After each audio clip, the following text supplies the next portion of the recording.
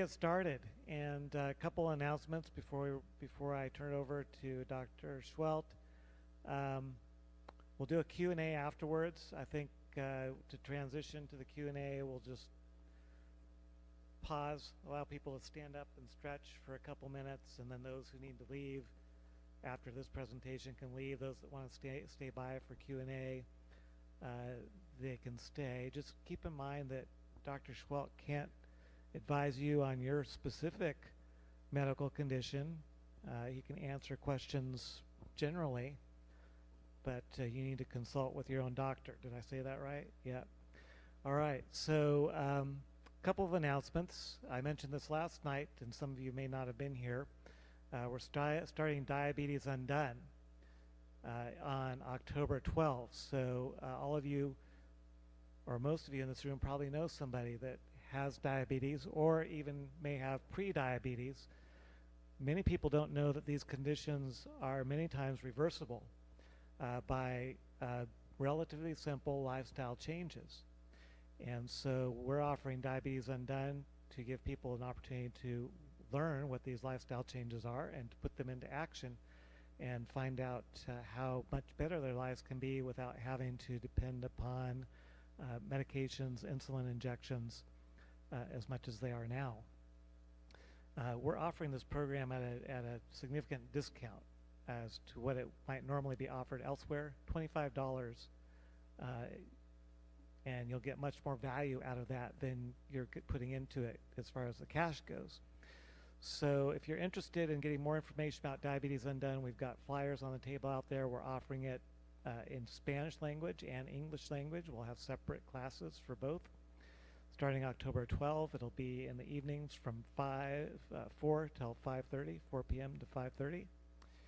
And then we're also offering a grief recovery class starting on October 7th.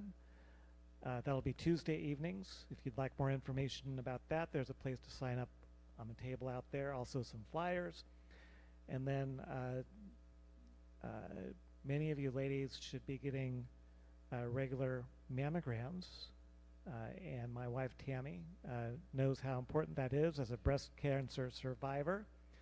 And we've had at least one woman in our own church family who was able to catch cancer that she might not have otherwise known was there because she had a mammogram with the mammogram ban that comes to our Sandy church once per quarter, or at least a couple times per year. So if you're interested in getting your mammogram closer to home, you can sign up to get an appointment with the mammogram ban from OHSU when it comes in December.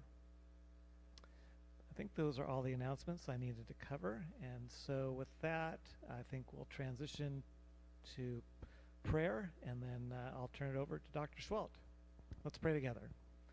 Loving Father, as we gather this afternoon to learn more about the health principles that you have graciously bestowed upon this church, I pray that you will help us to keep our minds alert and help us to learn the things that will not only be of value to us, but of value to our friends and neighbors who we may be able to help with the knowledge that we gain. Thank you for sharing Dr. Seheult with us. And I pray these things in Jesus' name. Amen.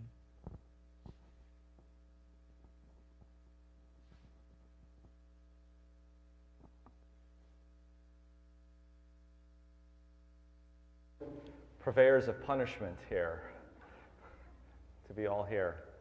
So we're going to do it a little bit differently. We had some issues with the audio-visual and the blinking, but I think we've got it figured out. So let's go to the next slide. We're going to talk today about about fever and hydrotherapy. We talked about how there are viruses and things that happen during the year, certain times of the year, and we're coming up to that. In fact, I think very closely we're going to be coming up to the equinox where the sun has equal time as the night, and as we go on further, we're going to be getting into the dead of fall and winter, and where a lot of respiratory issues come for a lot of us. We want to avoid those things, and so we want to have an intelligent way of dealing with that. And today we're going to be talking about some of the things that we can do for ourselves to make sure that that doesn't happen. One of the big ways of preventing that from happening is sunlight. We've already talked about sunlight and its benefits and making sure that our engines are running cool so that if ever anything comes up that causes it to run a little bit hot, that we can't help but, if we catch a bug or a virus here and there, that our engines are running cool and so we can deal with going up that hill, whatever it happens to be. However, that's sometimes not enough. And there are other aspects of treatments that can be beneficial. We've talked about New Start, nutrition, exercise, water, sunlight, temperance, air, rest, and trust in God. We've talked extensively about sunlight, which is the first S, that S there in START. What we're going to talk about is the W of new, which is water, and its ability to help us in these times. All right, next. So the first thing that we have to understand is the immune system. This God-given immunity that we have against many viruses is important to understand. And as you can see there on the screen, the left-hand side of that screen is something called the innate immune system, and the right side is the adaptive immune system. So let me go over that a little bit, and this is really important to understand these two aspects of immunity. There are patterns in molecular biology that are considered to be foreign or pathological, that you don't need to have any further education for your innate immune system, that's the one on the left, to be able to identify it. Okay? So this is, again, important to understand. You may have a particular strain of influenza, or a particular strain of COVID-19, or a particular strain of this virus or that virus, but there is a portion of your innate immune system, there's a portion of your immune system called the innate immune system that can recognize it regardless of what strain it is. And it knows what it is, and it wants to get rid of it. And you can see, I don't know if you can tell, but the cells on that side would be like mast cells and basophils and natural killer cells and these sorts of type of cells that you see there. That's as opposed to the adaptive immune system. The adaptive immune system is on the right side of that screen. This is the immune system that we've all become very familiar with because of the discussions surrounding COVID-19.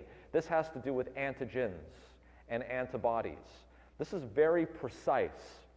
So there are, believe it or not, you'll be amazed when you hear this, there are billions, maybe millions, hundreds of millions, billions of cells in your body sitting, waiting for some sort of an invader to come into your body that matches that invasion.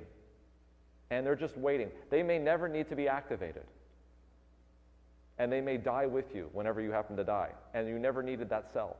But there is a cell for every antigen out there that comes in. And if you're infected with this particular virus, the innate immune system is going to recognize it as not being there, and it's going to generally try to suppress it.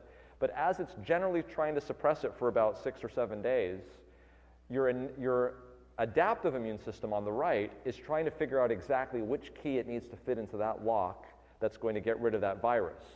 Okay? And it's finding the cell somewhere in its filing system that matches that virus, and then it's taking time to amplify that cell so that it can make antibodies against that virus. Do you understand what I'm saying? It's a two-phase fighting. There's an innate portion of it that recognizes that it shouldn't be there and is generally trying to fight it. And then there's the adaptive immune system. It adapts itself to the very particulars of that virus. Now, can you see that if the virus mutates, how that cell that got amplified is no longer going to be beneficial for that virus? That key no longer fits. The innate immune system is still going to work, but the adaptive is no longer going to work. So this is what the virus does to escape immunity in a population. It rips through a population, and then it's able to mutate significantly enough so that all of that adaptive immunity that has taken time to come about, it can now rip through that same community again and not have an issue. This is the reason why we get the flu every year, because it changes just enough that the adaptive is no longer useful. Does this make sense what I'm telling you? Okay. This has to do, I say adaptive is no longer useful. That's kind of an overstatement. The adaptive is useful at keeping you out of the hospital, but not preventing you from getting the virus. And you'll continue to get infections. This is the reason why right now we're having, at least in California, surges of COVID. And I'm seeing those kind of patients coming into the hospital not nearly as much as I did 5 years ago, but also a little bit. So let's talk about the innate immune system, because this is really the first responder.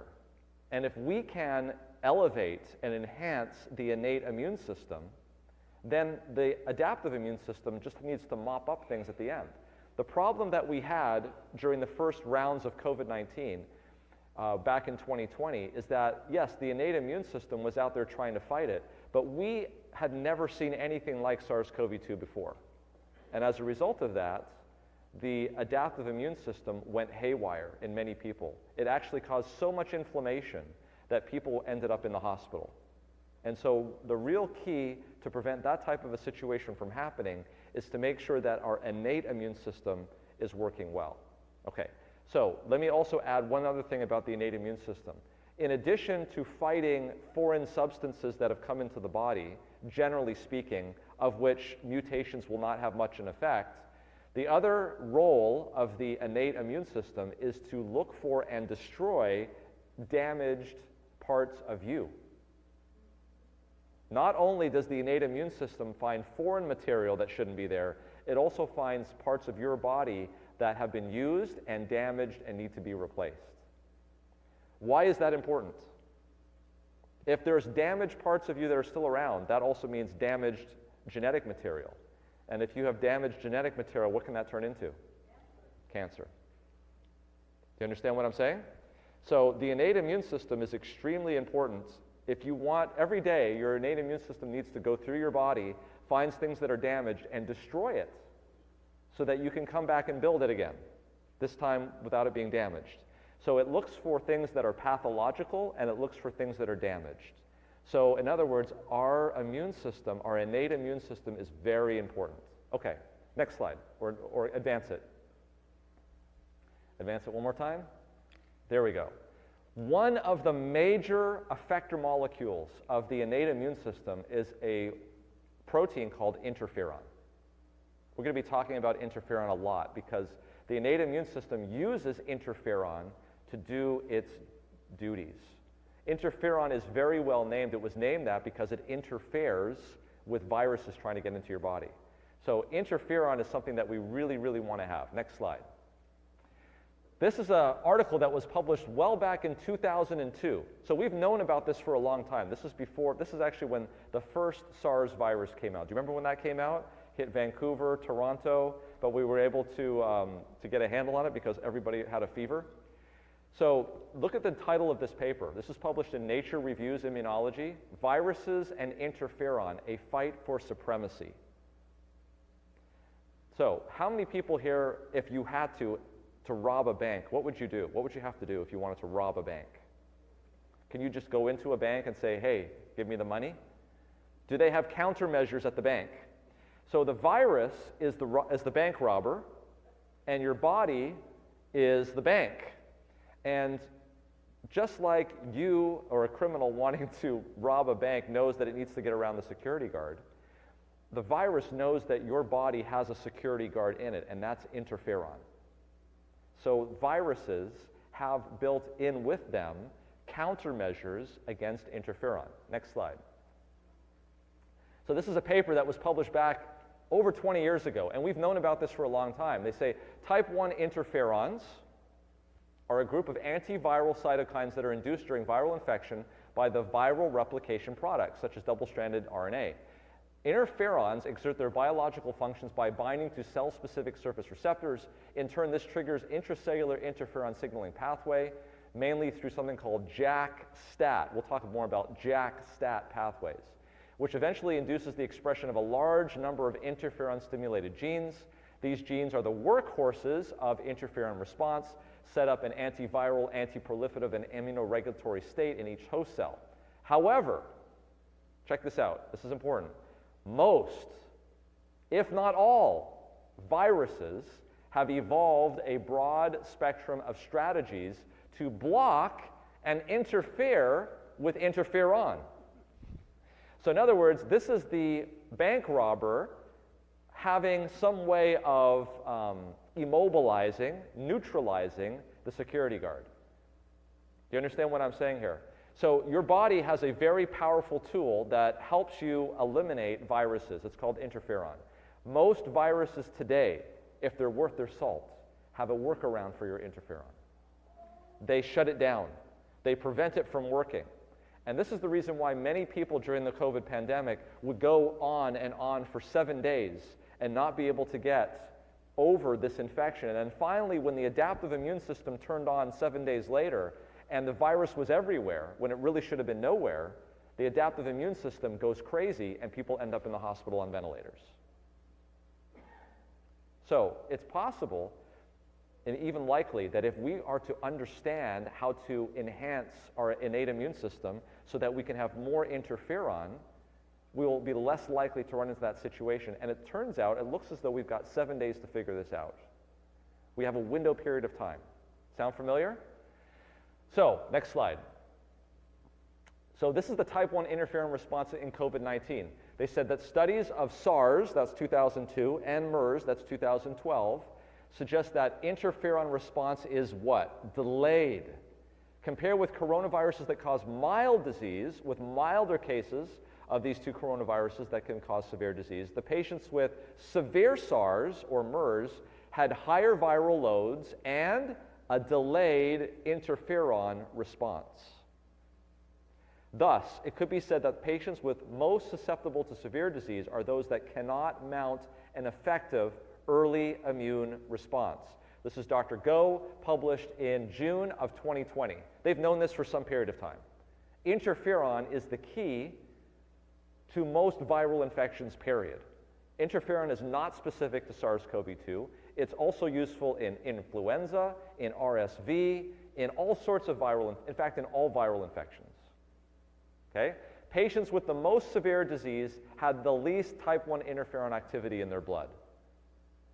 So the idea that I want you to get is the science is showing that interferon, which is a product of your innate immune system, is extremely important in determining how you're going to turn out when you get infected with one of these viruses that are coming this winter. Okay, I'm going to make it real for you. Next slide. All right. To give you, just to nail this home, this was published in Science, probably one of the most premier science journals there are. And I want you to notice here that on the left there, you can see that we are measuring how much interferon is in the blood. And the black graph is no disease. That's what it normally is.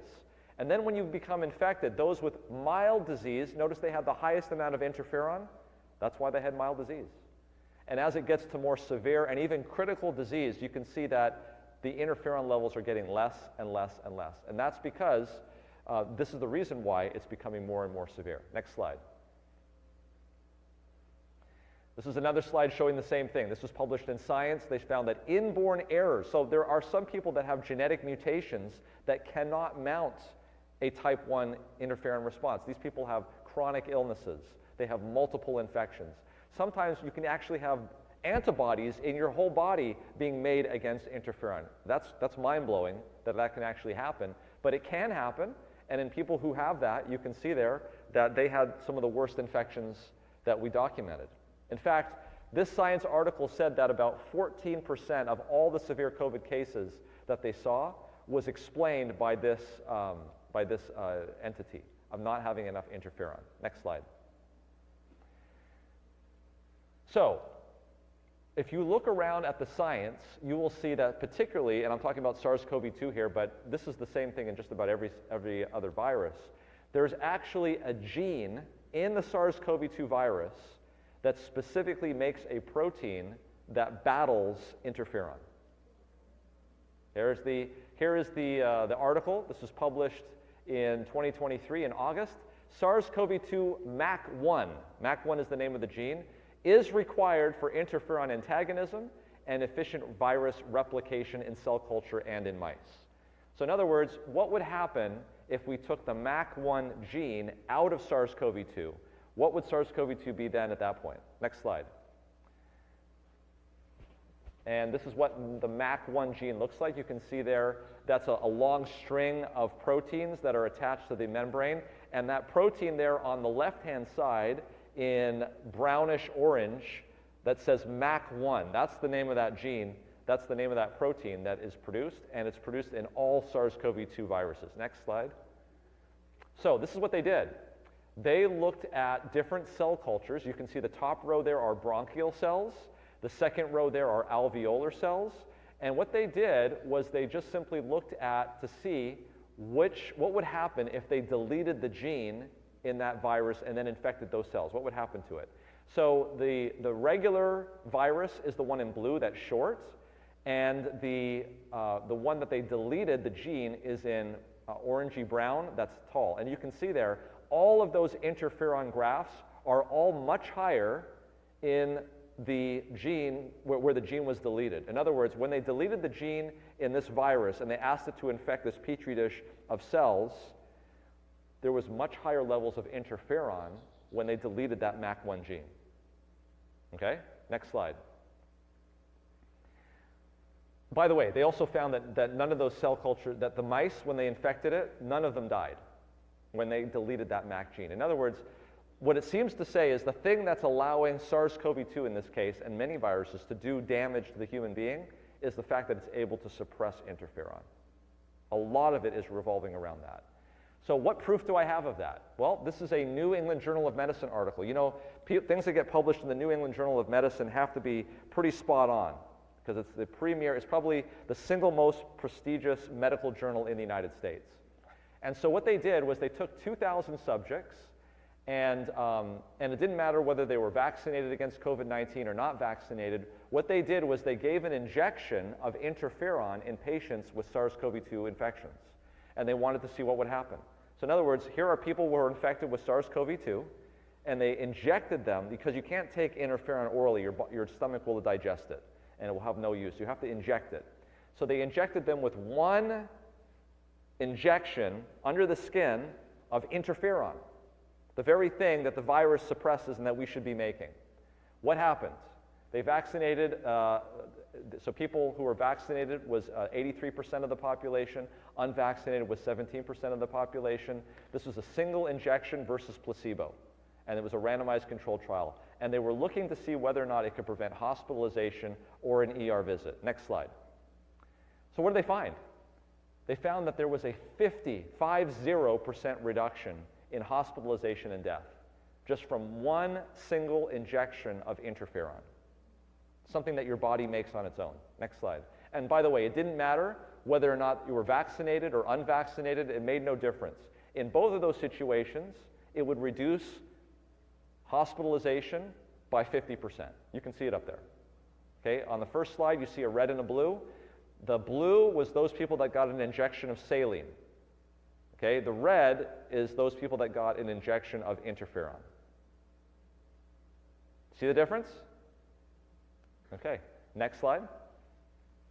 What about death? There was a 50% reduction in death just by giving a single dose of interferon at some point in their hospitalization. We were able to cut the number of people dying from COVID-19 in half. One injection. Okay? What about adverse events? There was actually less adverse events in the intervention group than there was in the placebo group. Is that synthetic or natural? I believe it's probably genetically engineered, yes. And it's what's the word? It's not. They don't capture it from a live substance. They create it, and they inject it. By the way, this is exactly the same substance that we used to give in hepatitis C to cure people with hepatitis C. That should tell you how strong this substance is at getting rid of viruses. Okay, next slide. So this is what they said in the New England Journal of Medicine article. They said the risk of COVID-19 related hospitalization or ED visit was approximately 50% lower in the interferon group than in the placebo group. Results were consistent regardless of vaccination status. The incidence of adverse events was similar in the two groups. Next slide. So when I saw this, it's very clear. Let's review exactly what we found out. Most viruses have in them countermeasures against our body's defense mechanisms. And we've shown clearly in the most obvious example and the most recent example that SARS-CoV-2 has a gene that specifically attacks our body's ability to fight it, which is interferon. And we've shown that when we have taken human beings that have been infected with that very same virus, and we've increased the levels of interferon in those patients exogenously, meaning by injecting them with the same molecule that they should be making, but we're making it higher for them, we've shown that not only was there a biochemical effect, something on a petri dish, but there was a clinical outcome that is the most important clinical outcome, and that's death. Do you see that? So this is a really important topic if you want to see, because when we're making changes here, we're actually seeing differences in death and life. Okay? So I began to think about this and saying, is there a way to perhaps manipulate the body into making more of its own interferon? Because then you wouldn't be just getting it one-time dose, you could be getting it every single day. Does this make sense? All right, so this is a paper that was published many years ago, and this is a paper where they basically took cells, white blood cells, out of the human body, they put it onto a petri dish, and they made them feel like these cells, if you can say the word feel, they exposed them to something called LPS, which tricks the cells into thinking that there's an infection. When you trick the cells to thinking there's an infection, they behave differently. And what they did was they incubated these cells at different temperatures to see what that would do to the amount of interferon that's coming off. Next slide. This is what they found. So that first graph there is 37 degrees Celsius. 37 degrees Celsius, that's like 98.6 Fahrenheit, okay? Then we go to 37.5, and then the middle graph there is 38 degrees. We call that a fever. That's 100.4 degrees Fahrenheit, or 38 degrees Celsius. Then we go to 38.5, and then finally here at 39, we see a jump of about 10-fold in the amount of interferon that our body makes. I'm going to show you that that actually even happens even earlier. This is the amount of interferon released from lymphocytes after a mitogen stimulation at different body temperatures. Do you see what the effect is of temperature on the production of interferon? The higher the temperature, the more interferon you get. Did everyone see that? Okay. How many here want to treat fevers with Tylenol? It feels better, but do you think it's a good idea? I'm beginning to think it's not. Next slide. Nucleic acid research. All right, I'm going to show you some more interesting data here. That the idea about fever and when we should start actually treating people and when we should start actually maybe even increasing the temperatures instead of bringing it down. Next slide. Okay, so this is an interesting slide. What we're seeing here is three different columns. We have 34 degrees, we have 37 degrees, and we have 38 degrees. It might be difficult for you to see. And all of those little very slight or very skinny lines that are going horizontally, they're all gene expression about what's happening. When they're blue, they're shutting down, and when they're red, they're revving up. So notice what happens here. When comparing genes with altered expression between 37 degrees and 38 degrees, the majority of the genes showed increased expression at the higher temperature, and the strongest changes were observed for genes related to what kind of immunity? Innate immunity, and specifically interferon response and antiviral response. So in other words, as the temperature went up, all of the genes started turning on that increased innate immunity and interferon, okay? These genes did not show a change in expression between 34 and 37, but they did between 37 and 38. Now, 38 is where we define as a fever. So what is this telling you? This is telling you that even in that range between 37 degrees and 38 degrees, where we might not even consider a fever, that if we were to get the temperature up even a Fahrenheit, 1 degree Fahrenheit, that could go a long way to upregulating the very biomolecule that we're referring to that can actually fight the disease. Is this exciting? Okay, so you wouldn't need an injection of interferon. You can simply stimulate your own body to make interferon. Next slide. These data indicate, they said in the paper, that the antiviral priming of macrophages, specifically by 1 degree Celsius, increase in temperature from 37 to 38 degrees, which represents the normal thermic range at the transition to a mild fever. Is this something that you could do at home? Pretty easily. Imagine if you coupled this with sunlight. Next slide. Yeah, you can do it on your own, exactly. I mean, don't do it on your own. Yeah, you need someone to do it with you. So, yeah, we'll talk about that. So this is a slide that shows multiple mechanisms in the body, in the cell. And what you can't see there is that in each of those little boxes that have arrows on it are multiple gatekeeper enzymes that all regulate interferon. And what it shows is that when you go from 37 degrees to 38 degrees, there's a huge jump in the regulation of interferon at multiple pathways in this JAK-STAT signaling pathway. So what this says there at the bottom, this is in the paper, indeed an increase in temperature alone without any additional stimulation was sufficient to increase phosphorylation and thus activation of STAT2 and STAT3 in these raw 264.7 cells. These were cells from mice. Okay, but interestingly, do you know that the temperature of mice is exactly the same as the temperature of human beings? What defines a fever in a mouse is exactly what defines the temperature in a human being. We have the same pathways that mice do. Okay, so temperature is highly regulatory of our immune system. Does it make sense? It's the reason why we have a fever. Next step, next slide. And again, I'm showing you again, and at all of these red arrows, that when there is an increase in the temperature, there is an increase in interferon, and we've already just showed you that this interferon is not just some imaginary thing that we hope has benefit. We've actually shown in a randomized placebo-controlled trial published in a high-grade medical journal, the New England Journal of Medicine, that you can reduce SARS-CoV-2 deaths and hospitalizations by 50% with just one injection. We're talking about what would happen if we could do this on a regular basis in somebody who's suffering from COVID-19 or the flu. You see where I'm going with this?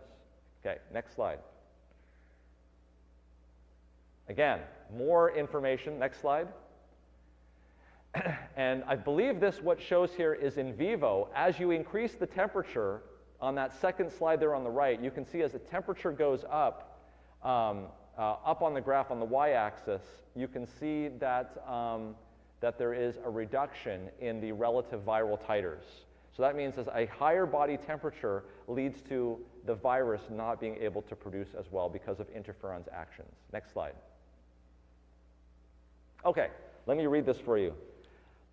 This is at the end of this article reviewing this, and I want you to think about this when we're about to talk about hydrotherapy and things, okay? The building on previous theoretical and basic science research on fever, recent observational trials in humans have examined the use of antipyretics, that means like Tylenol, that means like NSAIDs, things of that nature, on fever and disease outcomes. Inhibition of fever with acetaminophen has been linked with delayed recovery, including from chickenpox and malaria. The use of NSAIDs has been linked with complications, including empyema and prolonged hospitalization in children and adults with lower respiratory tract infections. Potentially beneficial effects of fever have also been reported in observational trials.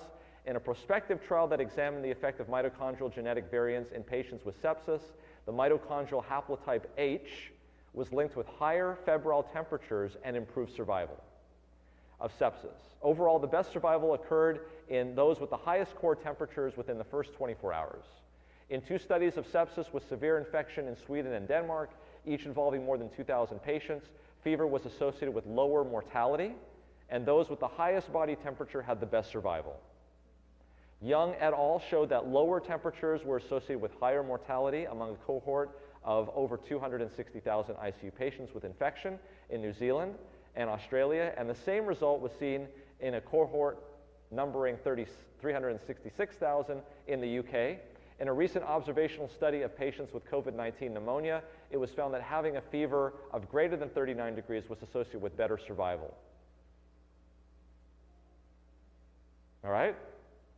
Next slide. So, is this new information? No, this is not new information. Did we know that this was working before? We knew it was working, we didn't know why. Anyone know what this is? This is the Battle Creek, this is the SAN, as they used to call it. This is the Battle Creek Sanitarium. And I've brought a helper today.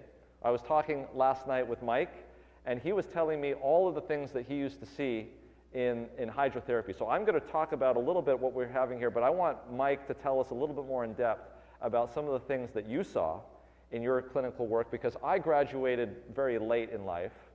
I graduated in 2000, back when 2000 was like a futuristic date. But let me just go through this real quick, and then when you see these pictures, you'll be able to relate to some of these things. So this is the sanitarium around 1900. Next slide. These are some pictures from the sanitarium. Actually, let me just tell you a story real quick before we go on. So I work in Loma Linda, and one of my classmates in medical school was a guy by the name of Chuck Stewart IV. So Chuck Stewart IV used to go around wearing a tag, and it said Chuck Stewart IV, except it said IV. So we'd make fun of Chuck Stewart. We said, "Oh, Chuck Stewart, you're Chuck Stewart IV. You must be stronger than Chuck Stewart PO." And I remember, what was funny about Chuck was that his dad was an ENT doc, and his uncle was an ENT doc, and we all knew that Chuck was going to be an ENT doc. I mean, he just couldn't escape destiny. And you know how it is in medical school. The first 2 years of medical school, it's all classroom work. The second 2 years, third and fourth year, you go on your rotations. And so the very first rotation that I had was actually with Chuck. It was a pediatric rotation. And I remember asking him, I said, "Chuck, you know, what are you going to do? What are you going to sign up for? What are you going to match into?" And he says, I don't know, Roger. I said, "Come on, Chuck, we know what you're going to do. You're going to do ENT. We know that you're going to do ENT." He says, no, I really want to have an open mind about this. I want to do I want to look around. And so anyway, I didn't see Chuck for many months after that because we went on different rotations. And then at some point during the year, I saw him. And at that point, we had to sort of put in our final decision about what we wanted to pursue. So I asked Chuck, I said, "Chuck, so what did you decide?" And he just kind of looked down at his feet and says, "Yeah, ENT, that's what I'm going to do." Well, I didn't realize this at the time, but Chuck Stewart's great-grandfather, Charles Stewart, was the physician that took over the Battle Creek Sanitarium from Dr. Kellogg at the beginning of the century. And Chuck Stewart's dad, Chuck Stewart III, who was an ENT doc at Loma Linda, gave me this huge album of photographs from the SAN. And it's so amazing just to go through that and see what people were doing. I see pictures of all of these guys outside, like dressed in very little, and out there in the sun, just trying to get their bodies tan. People getting hydrotherapy done. I remember seeing one picture where it was a hallway, and it was basically a hallway going all the way down with little holes in the wall, going all the way down with heads sticking out. And they were getting hydrotherapy, and their heads were being cooled. This was a major operation that was going on there at SAM, and this is what they would do. They would have these people in these hot baths, because this is a way of heating up the body temperature. Next slide. I have to put this in there because I think you're gonna probably talk a little bit about this, but this is one of the sunlight rooms. So John Harvey Kellogg learned a lot about the benefits of light therapy by traveling to Europe. And there's a really interesting article on the internet about this that I read. He went to the tip tops of Austria, where they had these sanitariums for tuberculosis. It worked very well up there because the air was very thin, and the tuberculosis bacteria really wants oxygen. It really loves oxygen. When you take people up to very high altitudes, the tuberculosis doesn't do very well, and also at very high altitudes there's less atmosphere, and ultraviolet light is able to come through in much higher amounts. And so they were able to get almost 50% cure rates, maybe even more.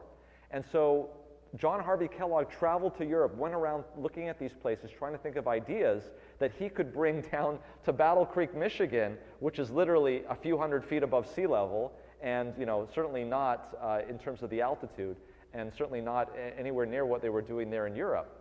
He borrowed a lot of their ideas, and he built these types of things that would bring the health of high-altitude Europe to his people at sea level, Battle Creek, Michigan. And this is one of those machines. What's really interesting about this is that he may have copyrighted some of these inventions, but he never enforced them.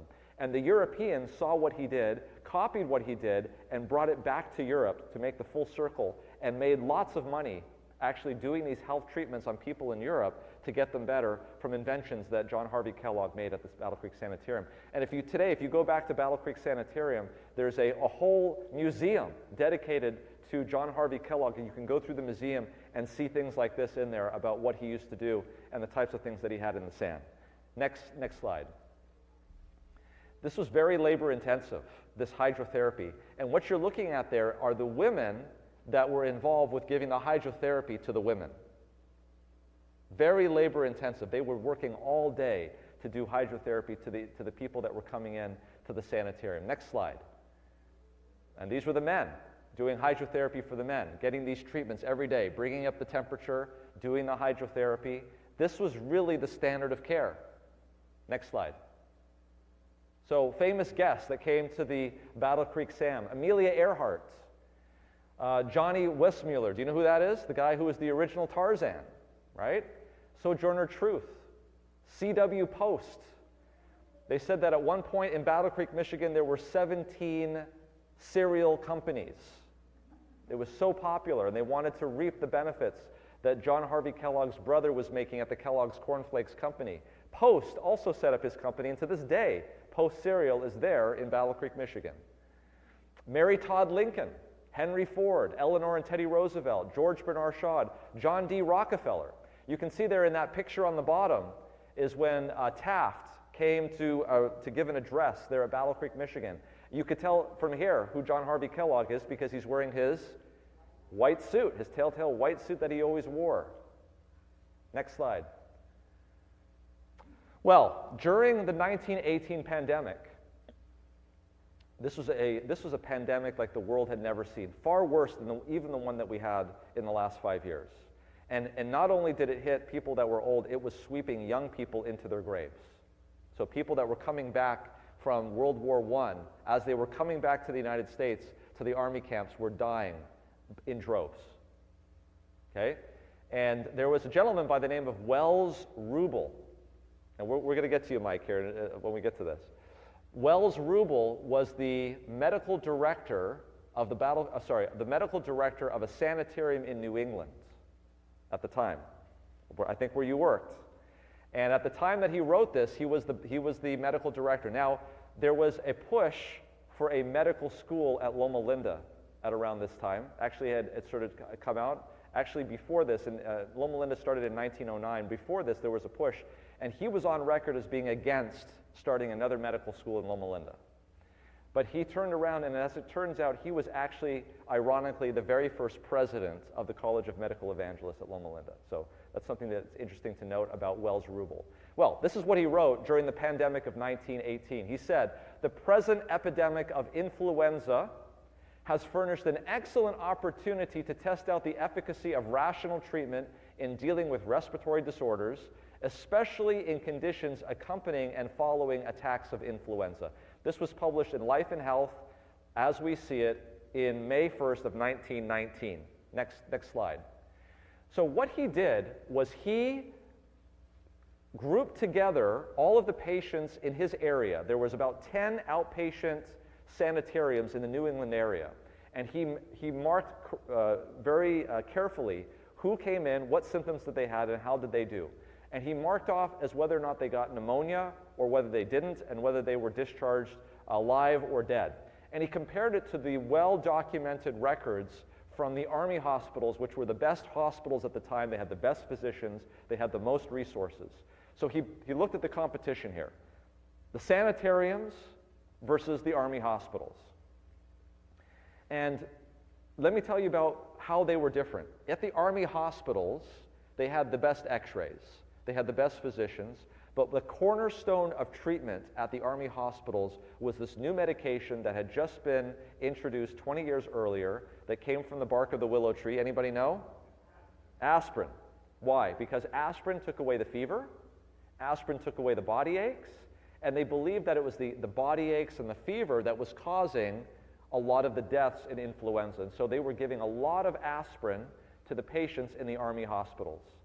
And unfortunately, it was not working very well, to the point where there was actually an expression that came about. Do you know that where aspirin came from? Which country developed aspirin? Germany. Bayer aspirin. Have you heard of Bayer aspirin? Bayer is a German company, and it came out right before World War I. In fact, so poorly did the patients in the army hospitals do that the expression was that the German bullets killed less patients than German Bayer aspirin to the Americans. More American servicemen died in the influenza pandemic of 1918 than died in World War I. Millions of people died. So, as you can see there, how many people went and developed pneumonia in the army camps? About 16%. Now, you have to recall, this is prior to 1918. There's no penicillin. There's no antibiotics. Okay? So if you developed pneumonia, that was a bad diagnosis, and you had about a 40% chance. Very good physicians, very good at diagnosing, very good at detecting, and there was about a 40%. So 16% went on to develop pneumonia, and 40% of those died. That left you with an infection fatality ratio of about 6.4%. Whereas in the sanitariums, they had a completely different approach. They did not use aspirin. They took patients outside in the sunlight. They did hydrotherapy. They elevated body temperature. They put them to rest, all of these things. Only 2% of those patients went on to develop pneumonia. Of course, when they did develop pneumonia, because they didn't have the best and the x-rays and all this sort of stuff, 55% of those patients died. But despite that, because so few people developed pneumonia in the first place, their infection fatality ratio was 1/6 of that in the army hospitals. Next slide. Another story. This is the Danish-Norwegian seminary in Hutchinson, Minnesota. Have you heard of this story here? My great-grandfather was there. All right. My great-uncle. All right, let's go to the next slide. Notice it's one building. It's one building. Can you imagine a worse situation to be in when a flu pandemic is coming along and everybody is housed in one building? Okay? So this is what was written up in the Northern Union Reaper. At that time, that was, I don't know if they still have that same name. I don't know if that name's a great name for an Adventist periodical. The Northern Union Reaper.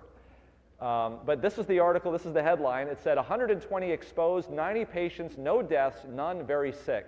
I'm going to read the article for you here.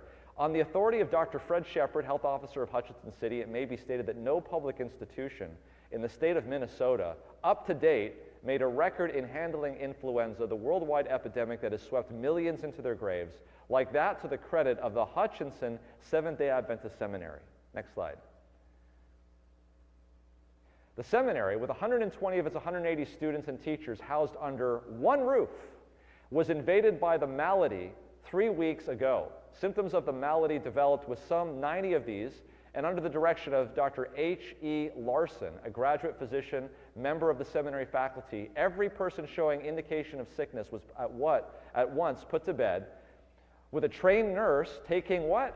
Temperature and watching for the symptoms of the epidemic. If those symptoms developed, the patient was required to remain in bed. There were no drugs to be given, but with complete rest and quiet went carefully regulated and fomentations, that's the word for hydrotherapy, applied to the throat, chest, and abdomen. This treatment in almost every case reduced the temperature of the patients, and in a day or so, they were apparently well. But that did not end the matter with them. The next danger was that of relapse. To guard against this, every patient was required to remain abed from 2 to 5 days after the apparent full recovery, according to the state of their flu affliction. Next slide. The result of this system of handling a disease that is scoring thousands of victims every day, there has not been one case that could have been called serious or a single death in the seminary, although there were more than 90 persons affected. The record is remarkable. It makes the ordinary methods of dealing with the flu appear irrational. We add that we are indeed thankful to God for his protecting care and for the untiring efforts of Sister Louise Knudsen, our seminary nurse, and for the assistance of the other nurses and helpers, the what? Hydrotherapy treatments under the blessings of God are indeed helpful, as is recognized by this article. Not only did they talk about what they did, but the fact that they did it with faith in God. Next slide. This was not done in a vacuum. This was not done in a vacuum. At the same time, in Austria, I should say, an Austrian psychiatrist by the name of Julius Wagner Jauregg noticed in his insane asylum patients with neurosyphilis that they got better when they had a fever. So he had this idea. He took people with malaria, took blood out of the people with malaria and injected it into people with neurosyphilis. What does malaria do to you? Gives you fevers. Exactly. And the fevers cured the people of neurosyphilis. This is before the discovery of antibiotics.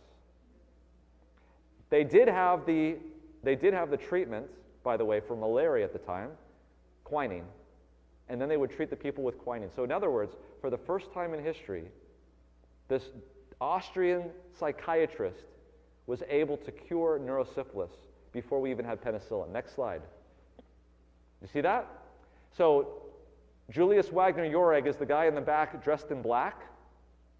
And here's this poor guy sitting down there, and you can see them injecting the blood from a patient with malaria so that he can get fever. And the fever would actually treat him and cure the neurosyphilis before the discovery of penicillin, which is the current treatment. For this, he won the Nobel Prize in Medicine in 1927. Ironically, the very next year, we discovered penicillin in 1928. Do you see how this is what we used to do on a regular basis? This was actually the mode, the method of treating diseases. And what we've done is we have, our attention has shifted away. So this, I want you to think about this. 1927, if you were alive in 1927 and you were to go down to the hospital or you'd go into the medical center and see it, what would you see? You would see hospitals designed and built for sunlight and fresh air, and people doing these types of treatments at the top institutions to increase temperature and for people to get better. We have data today that shows that people that use sauna 3, 4, 5, 6, 7 times a week have reduced chances of mortality, cardiovascular mortality. The Finns have been doing this for centuries. Okay? What happened in 1927? What happened in 1928? We discovered penicillin. Let's go back one slide. I want to show you something. Let's go back. This is a paper that was actually discussing what he did, introducing fever therapy in the treatment of neurosyphilis. Listen to what he says. Wagner Jauregg noted that insane patients with general paralysis, that's neurosyphilis, occasionally became sane after some febrile episode. Many times this was from neurosyphilis. Malaria infection was an acceptable risk for the patients, as quinine would be administered as soon as the syphilis was cured. Patients inoculated with intravenous injections with malaria, the known cure was the administration of quinine sulfate to terminate the malaria infection. In the following years of his discovery, artificial fever was introduced by any one of the following methods: the introduction into a patient of a parasitic disease, the injection of a foreign protein, injections of chemical substances such as sulfur, electrical means such as the administration of diathermy or radiotherapy, or placing the patient in an electromagnetic field, the simple immersion of the individual in a hot bath, that seems like the most likely to me, or placing him in a heat cabinet. Wagner Jauregg's therapy was highly admired and was used on neurosyphilis cases well into the 1950s. However, with the introduction of penicillin in syphilis treatment, fever therapy effectively ended. Which is it more expensive to do? Remember that cadre of ladies there that I showed? You have to hire all of them to do this type of therapy, or you could get penicillin and pass the pill. So do you see what happened? In our technology, I'm not here to bemoan medical treatment. I'm an intensive care physician. Sometimes patients' life hangs in the balance, and if I don't give them the right medication at the right time, let's face it, folks, New Start doesn't work on corpses. Okay? So I'm not here to dispel medical therapy. I use it all the time to save lives. But there's a problem when we are attracted to just medical management, and that's all we do, and we've forgotten all of the things that should have led up to that part. What we've essentially done is we've thrown out all of the things that we used to know, and we're focused on this glittery substance, which is medications. Here's the other problem with it, and this is a problem that I think we as Seventh-day Adventists need to understand very well, because we know that there's a time coming where there's going to be a time of the end which is going to be nothing like we've ever seen before. Do you think in that time you're going to be able to go down to the local pharmacy and get whatever medication you want to get? No. We just had a pandemic 5 years ago, and still having it in some respects, where the case fatality rate was less than 1%. There are viruses knocking on the door right now that have case fatality rates of 20%, 30%. Do you think we're going to have truck drivers, trains running during that type of a situation? So what we've done is we've essentially put all of our dependence on a supply chain dependent intervention, and we've forgotten how to utilize supply chain independent medication. Sunlight, hydrotherapy. Can you get those things? Pretty easy to get, right? If you understand how to do it, not only is it beneficial for you, for yourself, for your family, but now can you see how God is going to use that knowledge so that you can help other people that have no knowledge of that? If I walk into any Seventh-day Adventist church in the entire country, there's someone, one person in there, and in ours it's Mike at least, maybe there's others, that will tell you and remember how to do hydrotherapy, even though we've forgotten how to do it. There's no other church in the country that I know of where you can do that. There's no other denomination in the country that I know of. When the time comes and the need is there, there's going to be a need to understand how to do this type of work. And if we don't start practicing it now, how are we going to be ready when it's for us? We're going to be scrambling to learn it for ourselves, and we're not going to know how to give it to other people. Do you know how Christianity took off in Rome? It was because of the bubonic plagues and all of those other black plagues that occurred. Family members in Rome would toss out their own family members on the street because they did not want to get the plague. Do you know who took care of them? The Christians. And after it was done, and the Christians knew all of these things about health practices, and because most of the Christians had some connection to the Jews, and the Jews knew about the health laws. And so they didn't come down with these illnesses as much as the Romans did. And so when they saw that these people were actually taking care of their family members, that's when their street credibility went up.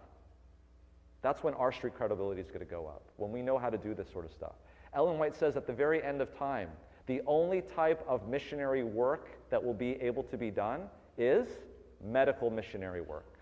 Do you think that's all going to be done by doctors? Next slide. Next slide. Yep, that's Florey. That's the Nobel Prize in 1945 for his discovery of penicillin. And a whole new world of randomized controlled trials emerged, and our ability to use very highly specific medication to kill very highly specific bacteria. But now we're living in the time of antibiotic resistance. And that time is coming short. And what is going on right now is leading, we're going to see a resurgence of infectious diseases once again. Next slide. It's a lot more, it's a lot less, it's a lot cheaper, a lot less expensive to use medications to treat disease. It costs a lot of money for those people to do their work. But I believe in the end we'll be doing that work without getting paid, right? And here's the other thing. Without a supply chain, you can't get any of those medications. That doesn't require a supply chain. Next slide. This does not require a supply chain. You just need hot water and towels. And you can cause the body to make its own interferon. Next slide. This is a graph looking at our pharmacology supply chain. It is very fragile. When we had a hurricane in North Carolina last year, in Asheville, North Carolina, that's where the Baxter plant is that makes IV fluids. They were flooded, and a third of all of the IV fluids in the country was destroyed. We have to be very creative in the ICU about what kind of IV fluids we used. That's how we are right now. I don't want to get political, but I'm telling you, most of the medicines that we have and use in this country are imported from other countries. India is a big one right now, and unfortunately, India has put us at the bottom of the list because of the tariffs. Okay? They're not getting this, it's not going to happen. So what's happening right now is that supply chains are starting to dwindle. Be ready for this. I had 2 patients in my ICU, this last week, that had stents. One stent was placed in the heart, another stent was placed in the brain. And because of that, they had to be on very specific antiplatelet medications. One of them was Brilinta, another one was Prasugrel. If you understand what those medicines are, they're very, very, very specific medicines to prevent those stents from becoming thrombosed. They could not get them from the pharmacy. They could not get it because Rite Aid went out of business and CVS was overwhelmed, and they couldn't get it for 2 days. Both of them had thrombosis in the stents. One has a stroke in my ICU, the other one had a heart attack. Because they couldn't get the medication for 2 days. I've thought about this as a Seventh-day Adventist. What's going to happen if our complete infrastructure ends? What's going to happen to the people that need insulin for their diabetes? What's going to happen to the people that need dialysis for their kidney disease? What's going to happen to the people that need these medications to keep their stents open? And all of this is going to happen all at once if the supply chain goes down. Do you understand what I'm saying? Okay, next slide. So, this is where Mike comes in. I want to give you a little bit of information. There's a gentleman in Australia by the name of Bruce Thompson, who is a physiotherapist. That's a physical therapist who's from Australia. That's called him physiotherapist. And he has put together a whole protocol for COVID-19 and for influenza called hydroforcovid.com. And you can see here some of the things that you can do for prophylaxis, for treatment. Next slide. Foot bath, hotbed fomentations. Next slide. There's a whole book that was written by John Harvey Kellogg. It's about 1,000 pages long. It's available on the internet. You can read. This guy was a genius. Next slide. And there's studies that are actually looking at this. So, Mike, you've had some experience with hydrotherapy. First, tell us what your experience has been and some of the things that you've seen. We want to take about maybe 5 or 10 minutes or whatever, and then I'll come back up and wrap up, and then we'll say prayer. Go ahead. Well, I'm not sure, certainly I'm not going to add anything as far as information about the treatment and so forth, but all I can say is that I'm up here because I approached a young doctor here and said, that I actually saw these things that were in pictures. As I took my course in physical therapy at Loma Linda, we were told about all these things, used a few of them. We were shown how to make fomentation and so forth and how to use them. But at that time already, they were using things called hydroculator packs. They're sort of a gel that's in a wrapper that's sewn into tubes. And Ann knows what they are. We had them over at Adventist Hospital. And so we had to use them on ourselves. Hot whirlpools along with ice baths. I guess it's a up and coming thing for people to jump in the ice bath to do a plunge, but it actually was used for hot and cold treatments to increase the circulation, the size of the the flow of blood, and then to cut it down, especially if you were having pain. But so we did all those. In fact, we had a poor fellow, we had to do all these ice baths ourselves. And he said, "No, I can't do that. I don't want to do that." Said, "Oh, you can." So down he went, and he didn't even touch the bottom of the tank. He jumped out of that thing and ran out, and he affected him so much he had to throw up over in the other room. But so, you know, I survived. And then my first job as a physical therapist after I'd finished was at New England Memorial Hospital in Stoneham, Massachusetts. And when I first got there, it was the old hospital. And most of them called it the Sand, just as they did in Battle Creek. And, you know, in the old days before the penicillin, we had a thing called a Hubbard tank. It's a big, huge tank with sort of butterfly shaped tank. And it had a big old thermometer on it. And we could regulate the temperature of the water.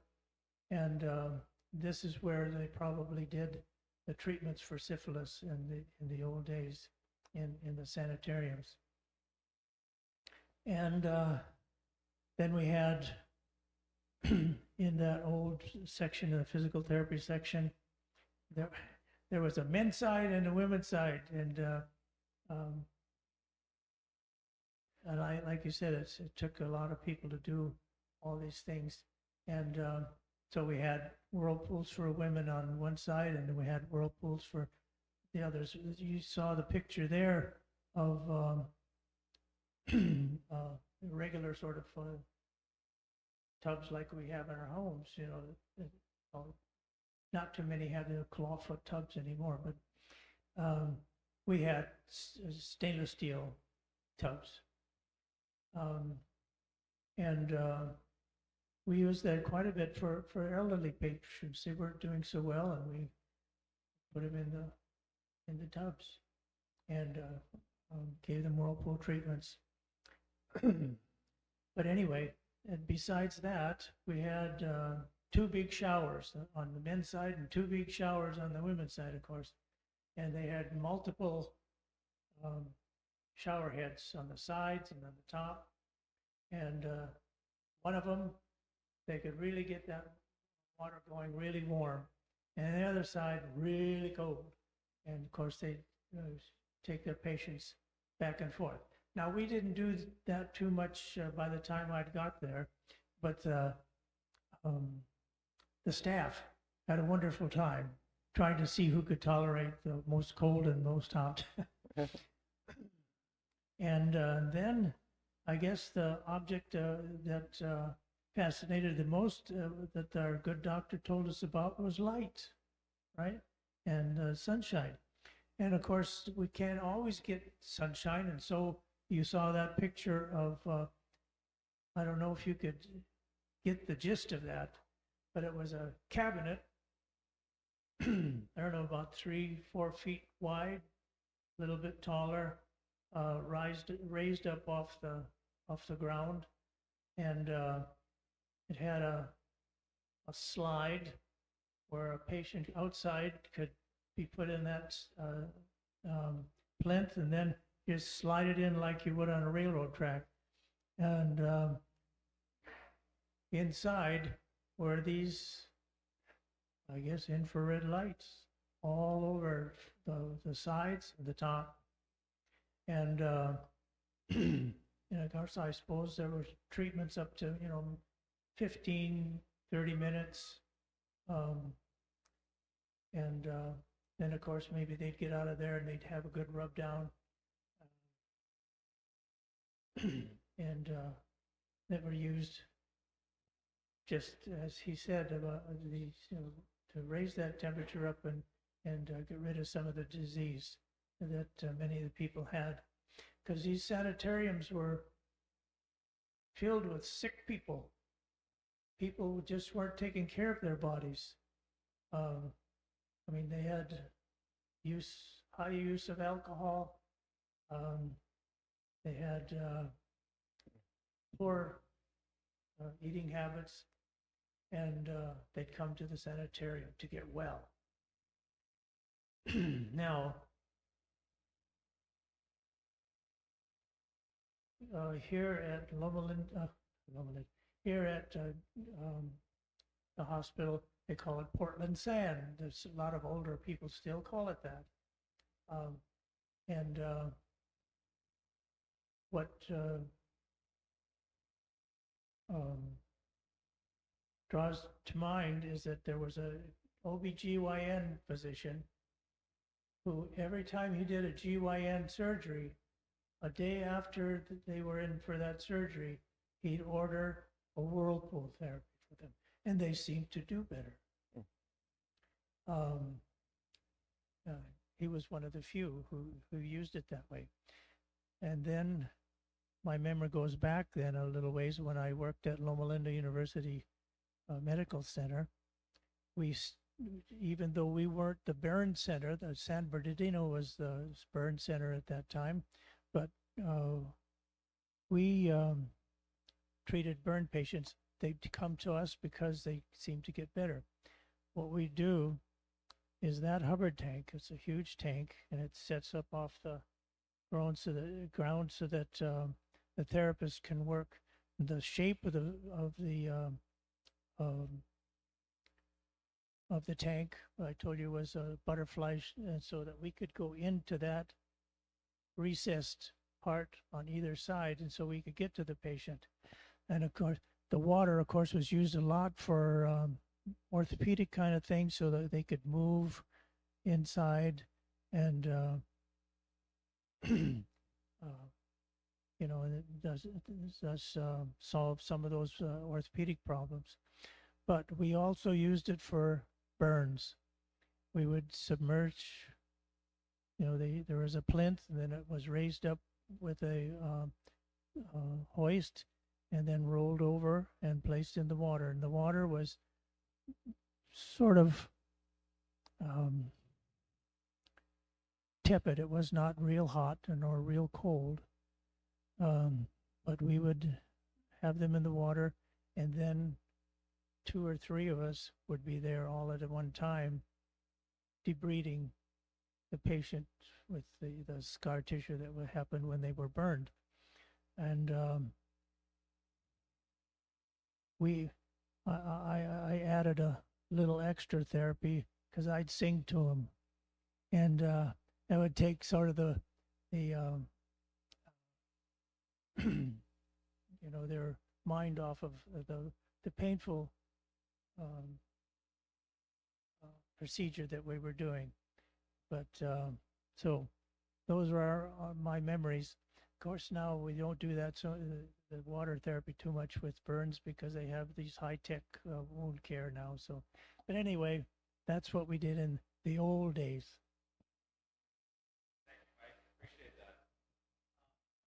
So what do you do this winter if you start coming down with something?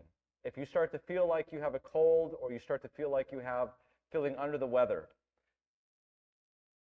Go outside, exactly. Okay, so go outside for 15, get into the sunlight if you can. That's very beneficial. And then what do you do in terms of, how do you take advantage of this idea of increasing your body temperature? So one of the things that I would recommend doing as a prophylactic, almost as a tonic, is doing contrast showers. So hot shower followed by cold at the very end for just a minute. That's all you need. What's going on is when you are doing hot, you are increasing the body temperature, okay? And then right at the end, if you do cold, the periphery vasculature of your body will constrict, and it will prevent the heat that you have built up for the last 20 minutes from escaping.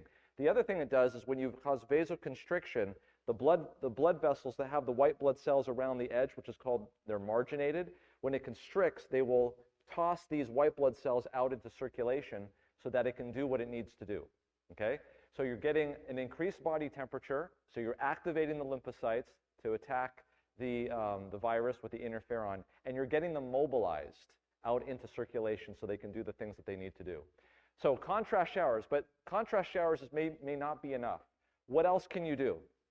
You can immerse yourself in a hot bath for 20 minutes. So it's generally about 20 minutes is what we're looking for, followed by some sort of cold at the end of that for just a minute.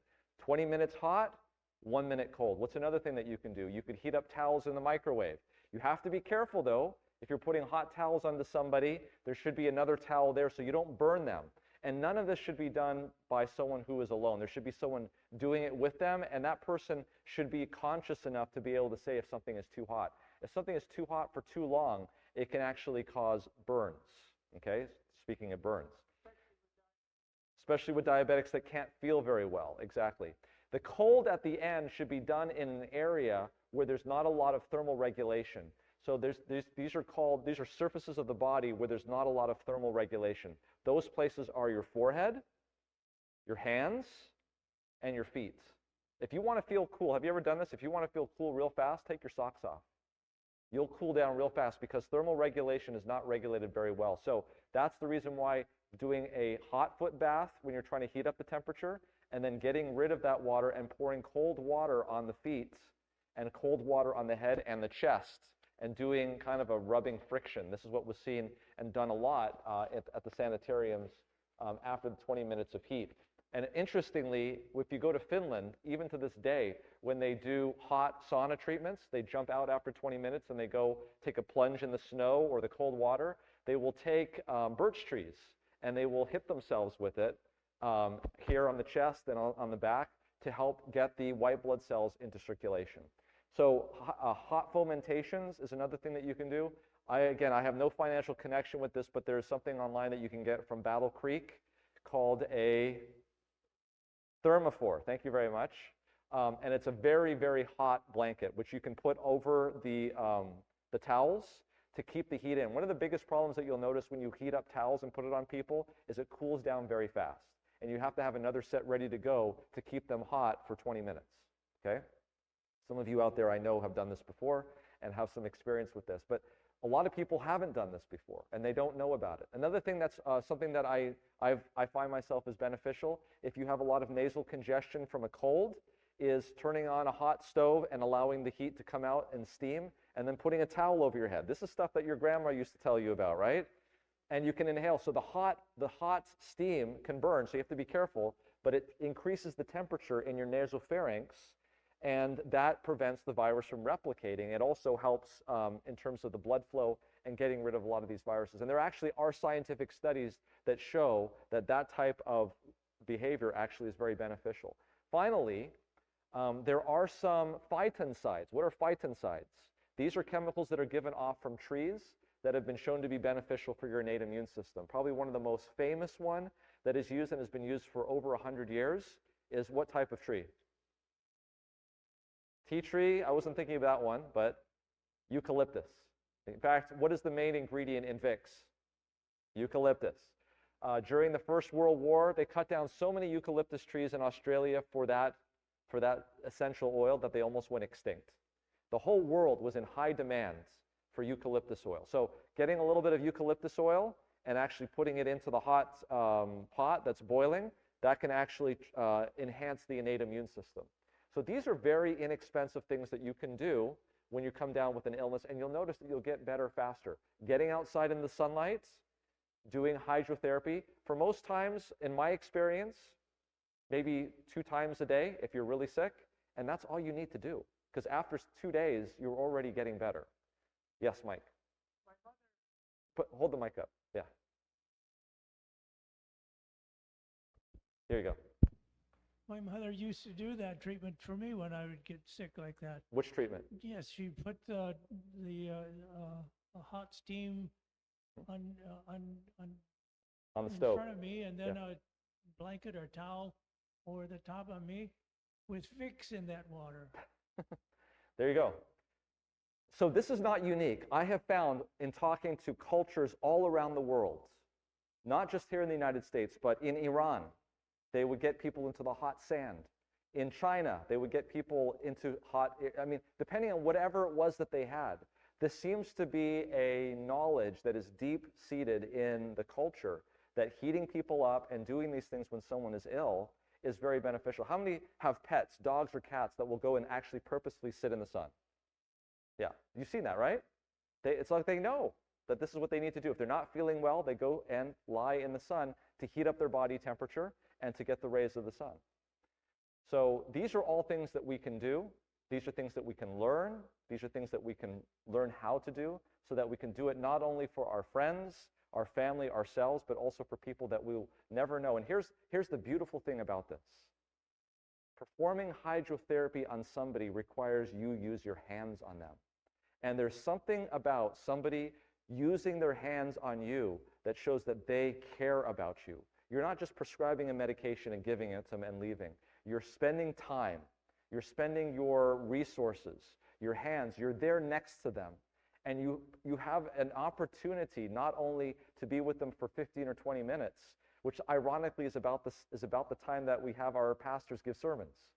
So you literally have all the time there to talk about things, to be with them. And I really believe that this has all been set up for us. It's all set up. It's ready.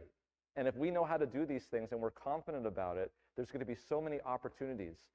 When I was on a podcast called Diary of a CEO, it was about a 2-hour podcast. And the first hour and 50 minutes was me talking like I did about sunlight, going at study after study after study, and showing all of the scientific resources about why hydrotherapy was good and sunlight was good. The last 10 minutes of this podcast, this guy that was interviewing me, he's a tycoon, he's a millionaire, multimillionaire from Great Britain.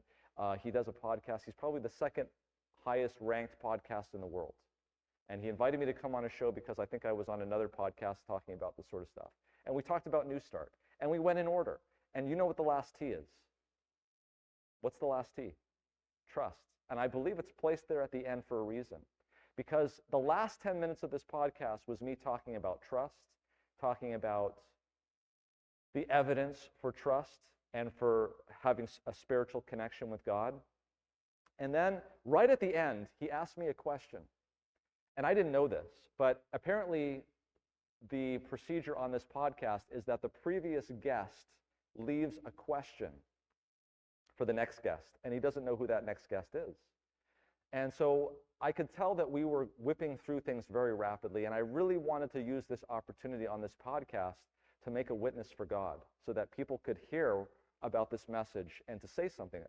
We did a lot of science. And I could tell that the time was slipping away, and I didn't know how much of this was going to get into the final cut. But what I didn't realize is that by tradition, the last question always gets into the final cut. And I didn't even know that there was going to be a final question. But God knew, and God inspired the previous guest to ask this question, and this is the question. And I couldn't believe it when he asked me, because I was praying under my breath that I would have some opportunity. He said, here's the final question that we have for you, left by our previous guest who didn't know who you were, and here's the question. What's the one thing that you're burning someone to ask you that we haven't asked you? And I said, okay, this is a sign.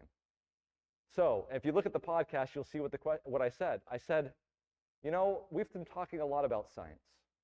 And what I'd like to do is sometimes put the ancient scripture documents to the test. And I said, you know, why are we even talking about New Start? And I ask you, why are we talking about New Start? You know, the world is really abuzz about New Start because everybody wants to live longer. That's the drive. Do you know that, right? Everybody wants to live another 10 years longer, like we Adventists. That's their only goal. Is that the goal that we have for New Start? That's not our goal. Our goal is to, all of those things, New Start, NEWSTIRT, they all have the same effect. They all do the same thing. They improve our health so that our minds can be connected with God. And that will give us eternal life. Who wants 10 extra years? In the long run, why does it even matter? You're going to die anyway, correct? That's not the purpose of, that's not the reason why we were given New Start. Nutrition allows our brains to be in connection with God.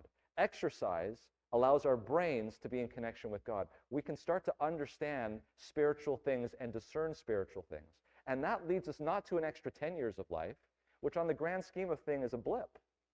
It leads us to eternal life.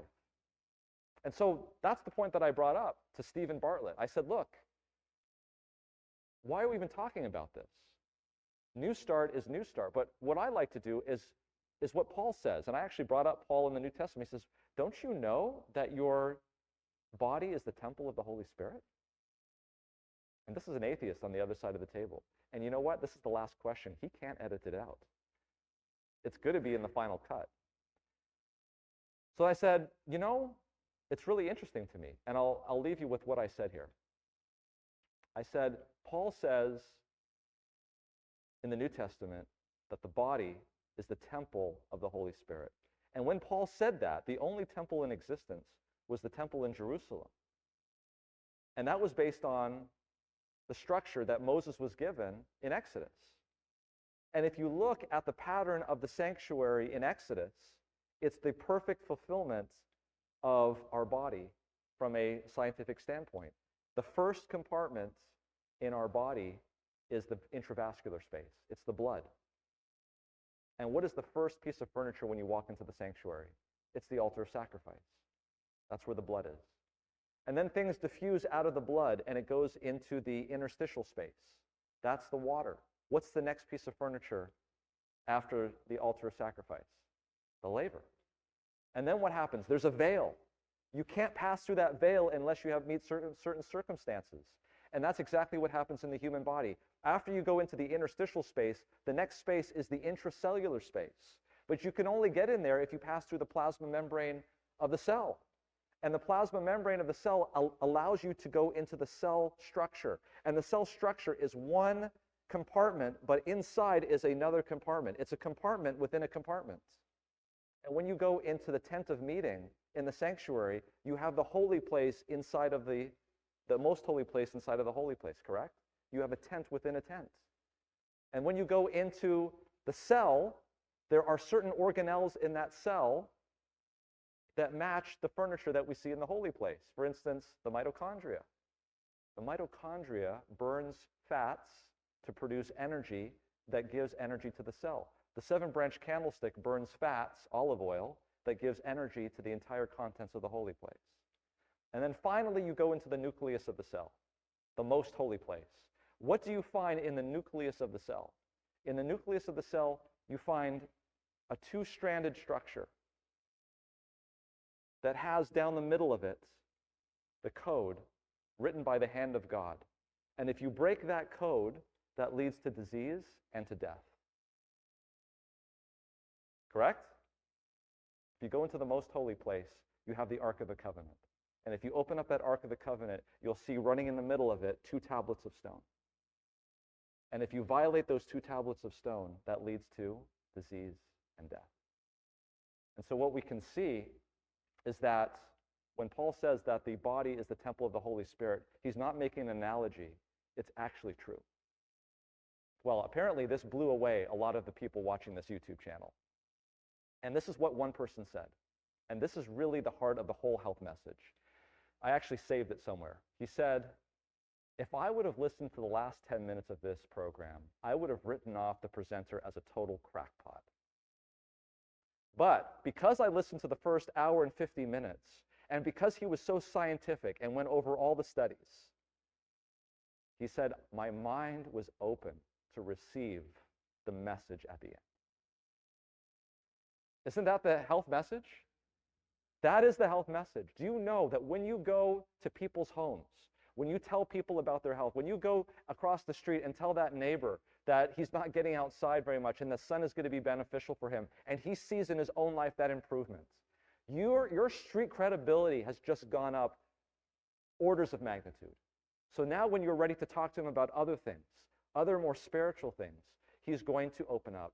And this is the reason why I believe that the thing that Satan fears the most is a working body of Christ that has a right arm that can open up doors. And that's exactly what this message does. Question. What question did I leave?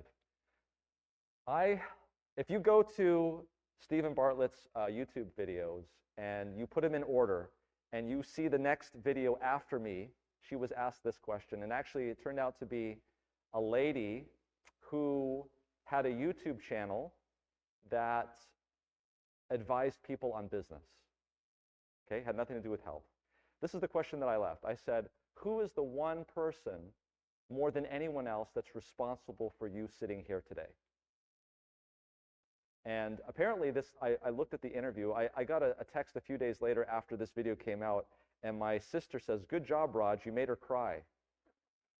And I had no idea what happened, so I went back to look at it, and apparently she talked about a time in her life where things weren't going well on the YouTube channel. People were criticizing her, and she came to her father, and her father says, no, you need to do this. People really benefit from this. And the funny thing is the whole YouTube video was very business oriented and very, it was a great video. And then when he asked her this question, it completely took her back in her mind, and she didn't tear up from a negative standpoint. She was just remembering the support that her father gave her. So that was the question I gave. But I believe that God was instrumental in that appearance, because a lot of people now have looked at that video and are now asking those questions. Like, we really, the Adventists have the message of the temple, of the body being the temple of the Holy Spirit. And really the key here is that we don't follow these things because we want an extra 10 years of life on this earth. The reason why we do this, and if you look at this, all of these things, all of these interventions that we've been asked to do, improve the mind and make us more open to accept the instructions from up on above and allow us to be in step with him so that when he comes, we are ready. That's going to lead us, that reward is going to be far more than 10 years. That's eternal life. So let's go ahead and pray, and then we'll open up to question and answer. Dear Heavenly Father, thank you so much for your instruction, the second book. Help us to look into your face so that the things of this earth will go strangely dim. Help us to be more like you. In Jesus' name, amen.